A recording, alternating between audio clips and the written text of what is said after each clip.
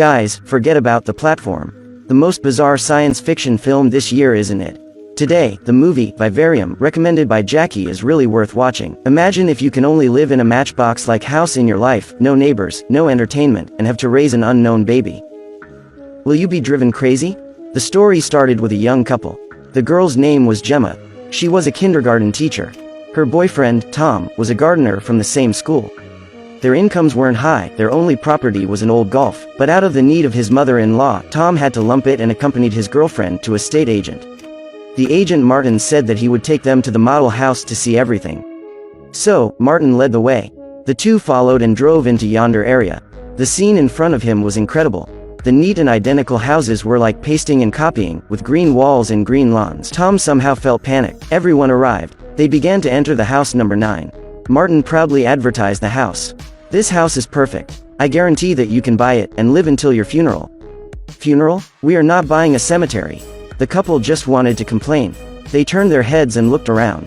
Martin had disappeared without saying anything. "The service is so bad, we're never gonna buy it." Gemma pulled Tom and drove away. But on their leaving, the fear in their hearts gradually emerged. There were thousands of identical roads in the area. How can they find the direction to go back? Did they meet the legendary lost ghost? Sadly, they were out of fuel. There was no signal from the phone either. They even didn't encounter anyone here. That's it. They decided to go back to house number 9 and rest for a night. The room was empty. The only things to eat and drink were champagne and some strawberries in the fridge. Tom grabbed a strawberry. He immediately frowned. "Bah, what's this? It has no flavor. I'd rather eat sh*t. As soon as the sun rose the next day, the two began their escape plan. Tom took the ladder from the car and climbed up the roof. He looked up and got stunned. As far as he can see, every house was a clone house. They densely stretched to the horizon. Tom dragged Gemma to climb over the railings with the hope to escape. However, the sun had gone down. The exhausted couple still couldn't find the exit. Gemma saw there was a house with light. She immediately shouted, "There are someone in this house." They happily rushed in. Next second, they were struck by lightning. "This is house number 9. We are cursed." What was more scary was that there was a package outside the house. Inside was filled with food and daily necessities. It seemed that this area was the depraved prison. Tom torn the paper box, hit it with fire and threw it into the house. Seeing the raging fire, he smiled. Life is worthless, the house should attract others. He didn't believe no one would ignore the signal. The couple slept on the roadside. The moment they opened their eyes, they couldn't believe it. The house that had been burnt down was still good as ever. There was a cardboard box on the road. There lay a newborn baby. The baby is very cute. But in the box said, "Raise the child and be released." What does it mean? Gemma, holding the baby, couldn't understand. In a blink of an eye, after 98 days, she finally understood. This child was not human, but a monster, which grew 4 times faster than others. In 3 months, he grew into a primary school student. Every day, he'd mimic the adults in a rash tone. "We can't get out. Tom, we're gonna die. Jesus can help us." Or he just screamed out of his throat and wouldn't be quiet until Gemma fills him with food. Life was boring. He had to raise a cursed child every day. Tom was almost crazy. He simply didn't do anything and just stayed outside, wanting to see who took the garbage and who delivered the food. In the blink of an eye, the box disappeared. Gemma couldn't believe in her eyes. But a burned carton left caught Tom's attention. Maybe if he dug a tunnel, he could escape. Ever since he started digging, Tom's whole person changed. During the day, he hastily dealt with 2 meals, then just picked up the shovel and began digging as tomorrow was apocalypse. At night, Tom went back to the house with sweat. At first, their communication could last for 1 to 2 hours. It slowly became 3 minutes, and finally shortened to 3 seconds. One day, there was no different. Gemma was leaning against the washing machine watching the child running around and learning how to bark. After a while, the child turned on the TV. It looked like Vortex and Fractal. The geometry meaninglessly changed. Although his eyes were dizzy, the child was fascinated by the visual. Finally, having their rare free time, Gemma and Tom got into the car sighing about their lives. Fortunately, the car had no gas, but it still had electric. The music from the radio became the only remaining comfort. Listening, the two couldn't help but dance. Time was indeed a test. Tom was no longer a young man. Being tortured by that child every night, he had nervous breakdown. Finally, in breakfast time, hearing the annoying scream again, he finally burst out. "I don't want to be a father anymore." Done saying, he picked up the child and forcibly stuffed it into the car. He wanted to starve the boy and ignored his screams. However, Gemma was a woman after all. Despite Tom's dissuasion, she took the child back to the room. Tom didn't have time to worry about these things. He seemed to hear noises from the hole yesterday. Now he didn't bother to eat or drink, but thinking about the hole. He didn't even sleep with Gemma anymore. Over time, Gemma became accustomed to this widowed family life. Her only joy in life was to accompany the child looking up at the clouds in the sky and howling with anger and helplessness. Suddenly one day, the child disappeared from Gemma's sight. She searched the house but didn't see him. Where did this child go? After night came, the child returned miraculously. He was holding a thick book, saying that someone gave it to him. Gemma hurriedly opened it and carefully scanned it through. She could see the words from the cracks. There were only 2 words written in the book: "Eat human." "Who gave you this book?" Gemma asked the child in horror. Unexpectedly, this time things got scarier than a horror movie. She saw the boy rolled his eyes and inflated his throat sacs. His neck stretched like a toad. Was he a descendant of alien? At that moment, Gemma let out a desperate cry. She couldn't make it anymore. When the camera switched, another 98 days passed. The child quickly became a decent man. Gemma no longer dared to look directly at this monster.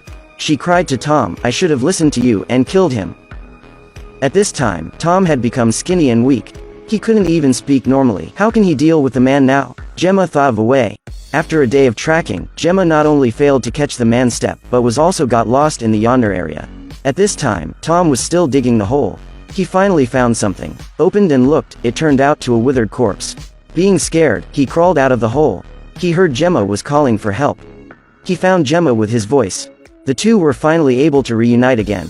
They knocked on the door and dumbfounded. The man had locked the doors and windows, not letting them enter the house. After a few days, Gemma was nearly unconscious. Tom was dehydrating and nearly died. Seeing the man coming out, Gemma grabbed him and pleaded, Tom is going to die. Help him." The man responded without any emotion. "I don't think this is necessary. He should be relieved now." Yes, Tom fell into Gemma's arms and said a mockery. "We raised an ungrateful beast." As soon as the voice fell, the man stopped breathing. Tom was dead. At this time, the man turned up from nowhere. He threw a brand new body bag in front of Gemma. The woman looked helplessly at the ruthless monster. He threw Tom into the bag like garbage and drew the air out skillfully. The hen threw the bag in the hole.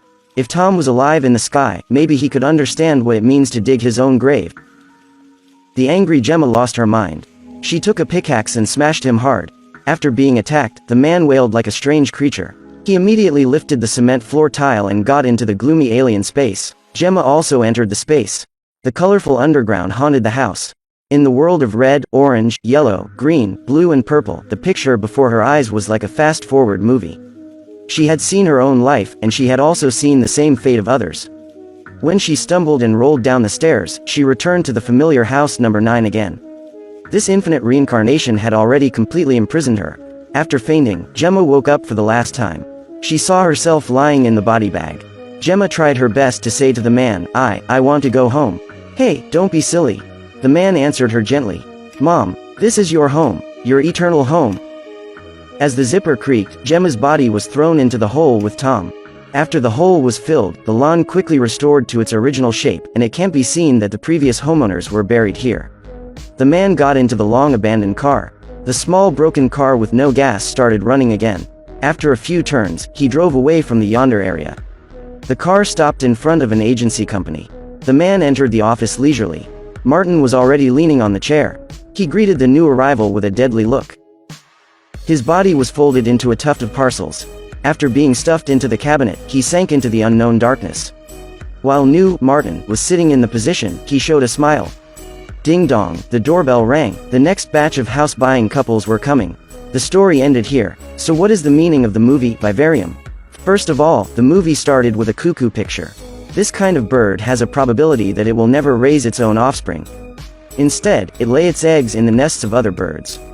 When the cuckoo chicks break out of their shells, they will kill all other immature competitors, and become the mother's chicks. Gemma and Tom seem to have encountered such cuckoo monsters. He was raised in the nest and finally took over the owner. In fact, Vivarium is not that simple. The problems that Gemma and Tom met are like the situations of young people. We grow up, work and then get married. We think that buying a house and settling down is the beginning of hope. House can be mortgaged. After being locked by the loan and consumption, the house becomes a forbidden place like house number 9. We can't escape even if we want to. After the child is born, the devilish life really starts. Men are busy with work and women do the housework. The sweet life is diluted by trivial matters until it becomes numb. As for the whole story, Jackie recalled another story. Someone asked the shepherd, "What is your wish?" The shepherd said that it was raising a lot of sheep so that he'd have the money to marry a wife and have children.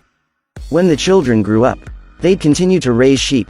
So, after watching Vivarium, please ask yourself, is your goal to be entering house number 9?